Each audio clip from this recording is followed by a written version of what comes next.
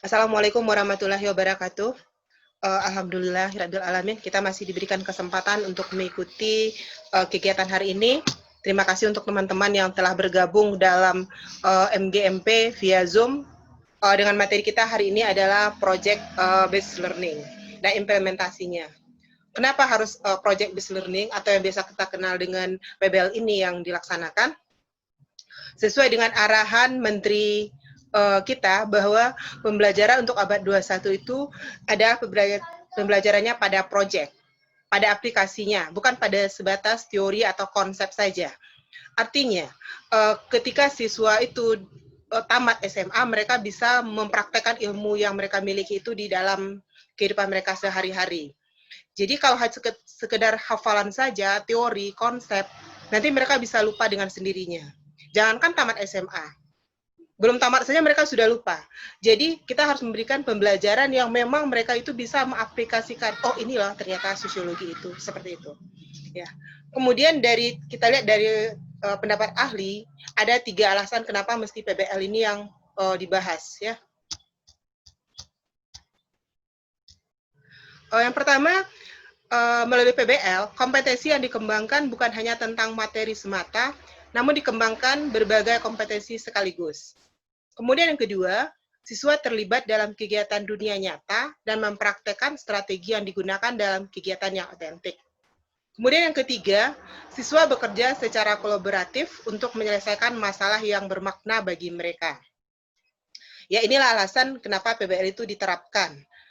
Ya sekali lagi benar-benar mereka itu siap untuk menyongsong abad 21. Namun sebelumnya kita juga harus lihat dulu materi sosiologi itu, kita pahami dulu tujuannya, hakikat, pendekatan dalam pembelajaran sosiologi.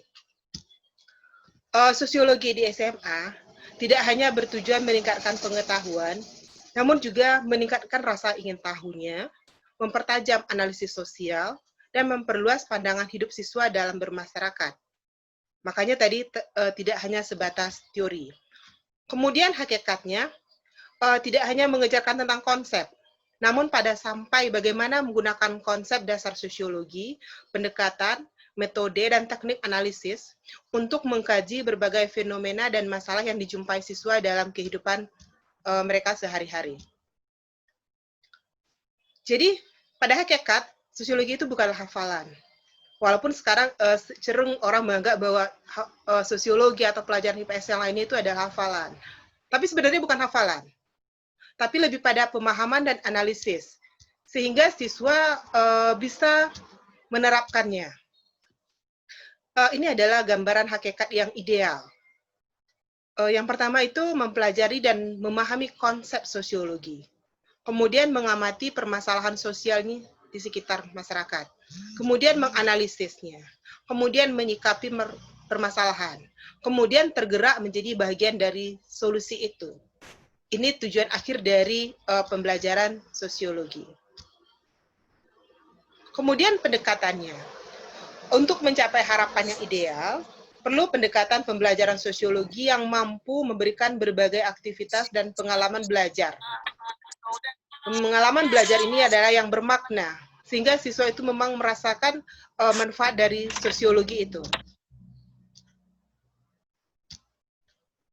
Ada 3 bentuk pendekatan, melalui saintifik, pendekatan ilmiahnya termasuk pembelajaran inquiry, kemudian pendekatan dengan 5M, artinya apa yang diamati siswa itu yang ditanyakan, ya.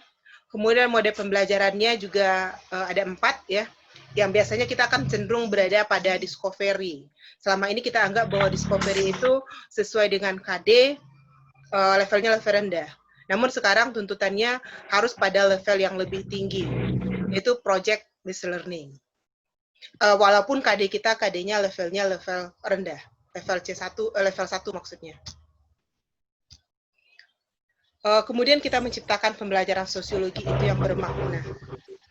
Apa sih yang dimaksud dengan sosiologi yang bermakna itu? Nah, seperti ini. Pembelajaran yang sosiologi tidak hanya sebatas transfer ilmu dan pengetahuan saja, namun mampu memfasilitasi pembelajar untuk menjadikan pengetahuan ini sebagai sarana transformasi diri. Pembelajaran sosiologi yang bermakna mampu memfasilitasi siswa untuk mengaktualisasikan potensi diri mereka dalam mengambil dan mengungkapkan status serta peran masing-masing dalam kehidupan sosial dan budaya masyarakat di mana mereka tinggal. Ya, ini ada beberapa kegiatan dalam sosiologi. Ini tugas kita sebagai guru sosiologi. Yang pertama, kita benar-benar paham setiap KD dari sosiologi itu. Paham dengan KD sosiologi, paham tuntutan KD sosiologi. Jadi ketika untuk memahami ini ada 3 kelompok IPK.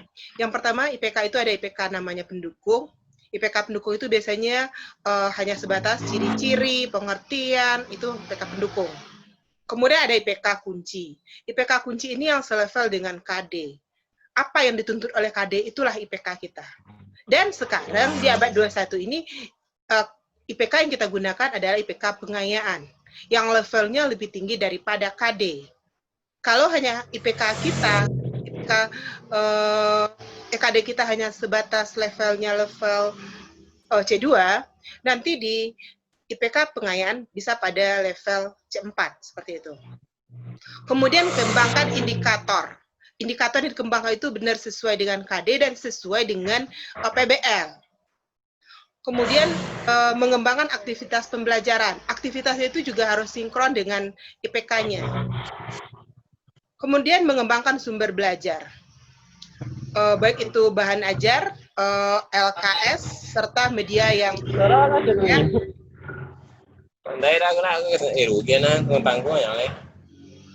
tolong yang masih nyala audionya dimatikan. Kemudian mengembangkan instrumen penilaian untuk melihat ketercapaian IPK. Kemudian mengembangkan RPP yang mengakomodasi aktivitas belajar dan sesuai untuk mencapai IPK. Ya, kembali.